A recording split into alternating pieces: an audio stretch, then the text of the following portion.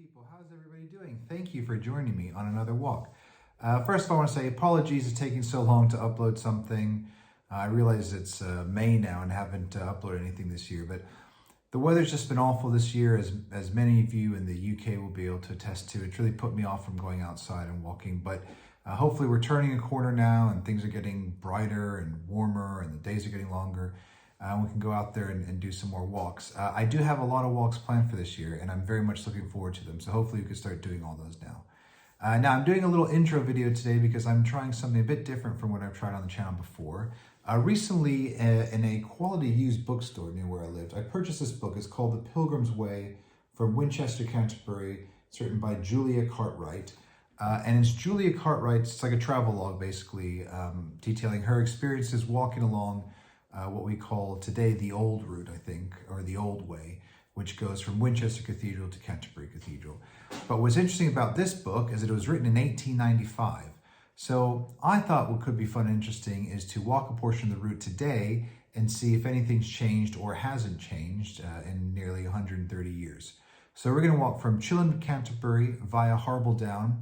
Harbledown also being an interesting place that I haven't yet talked about or explored on this channel, which has some interesting historical connections to it. So we'll go and check those out when we get there. But all right, anyway, enough talking. I'll see you in Chilham.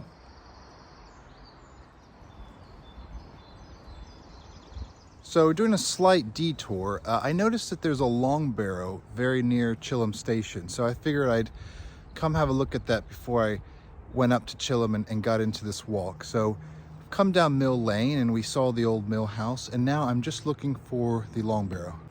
So this is it behind me. I'll give you a wide shot of it. I was expecting something more like what I saw in Avebury, but this is just, it looks like it's just earth now that's covered it all up. But we'll go over and inspect it close up and see if I can see any sort of chamber or entrance to anything.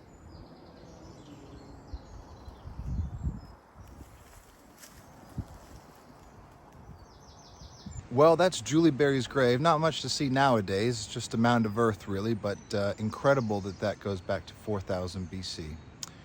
Onwards to Chilham.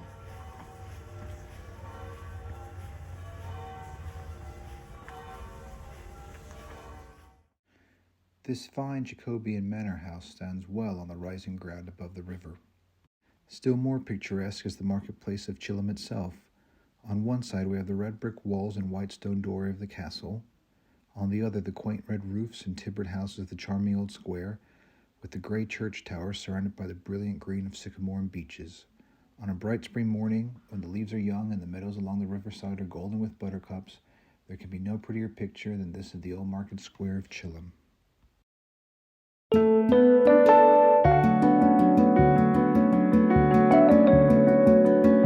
Don't overthink things when naming a road in Britain.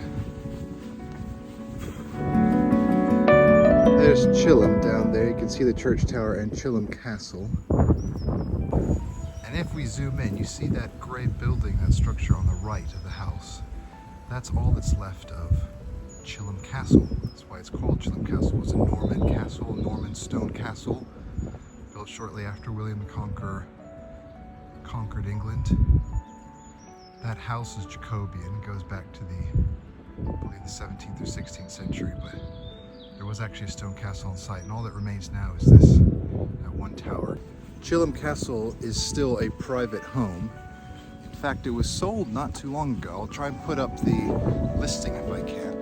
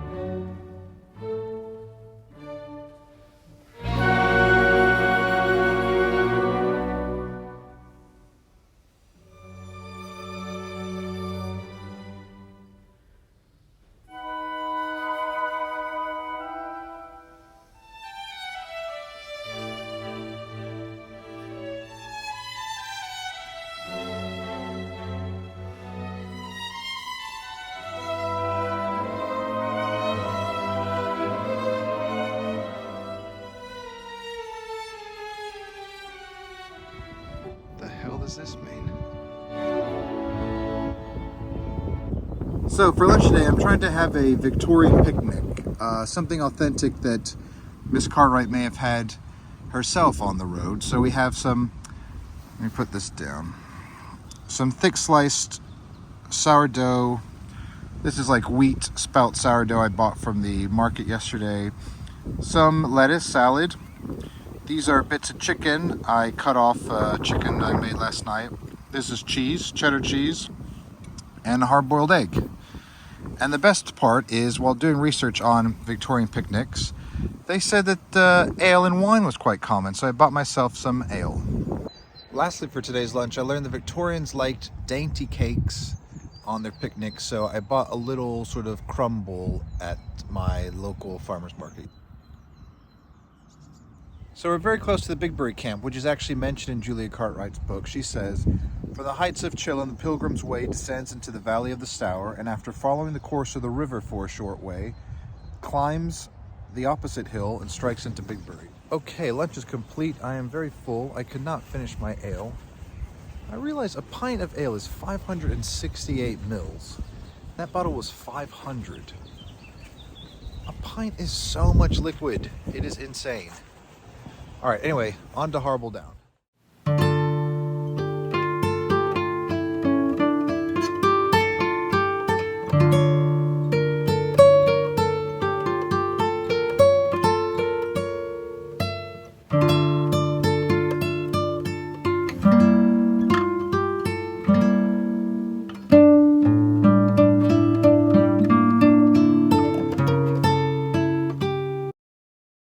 The path runs through the hop gardens for a while and finally joins the London road to Canterbury at Harbledown.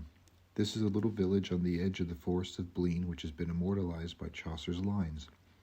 "Wist ye not where standeth the little town, which that yelped is bob up and down, under the Blee and Canterbury way?" And bob up and down is to this day a true and characteristic description of the rolling ground by which we approach Harbledown. We find ourselves close to the Lazar House founded at Harbledown by Lanfranc in 1084. The wooden houses built by the Norman Archbishop for the reception of 10 brothers and 7 sisters have been replaced by a row of modern almshouses. But the chapel still preserves its old Norman doorway and the round arches and pillars of an arcade to the north of the nave, which form part of the hospital church dedicated by Lanfranc to St. Nicholas. Behind the ivy-mantled tower of Lanfranc's chapel is a clear spring which was supposed to possess healing virtues and is still believed by the country folks to be very beneficial to the eyes. This spring still goes by the name of the Black Prince's Well, from an old tradition that the warrior of Crecy and Poitiers drank of its waters when he visited the hospital at Harbledown in 1357.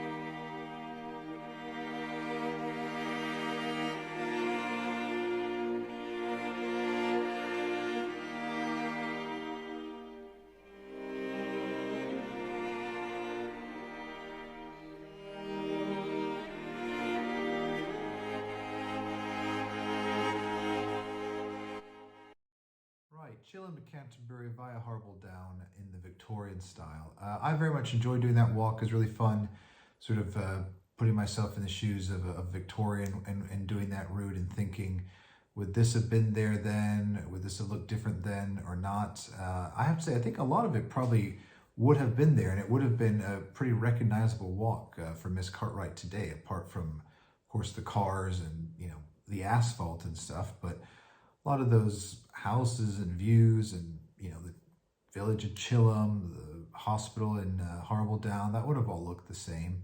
And you saw at the end there that picture of the unicorn from 1900, so only 5 years later. So presumably, that's basically what Miss Cartwright would have seen when she walked down on her way towards the West Gate. So I think that's quite fun and exciting. Anyway, I hope you enjoyed that video. Let me know in the comments below if you enjoyed this and you like the concept and it's something you'd like to see more of. And I'll see you later. Bye, everybody. Bye, bye, bye.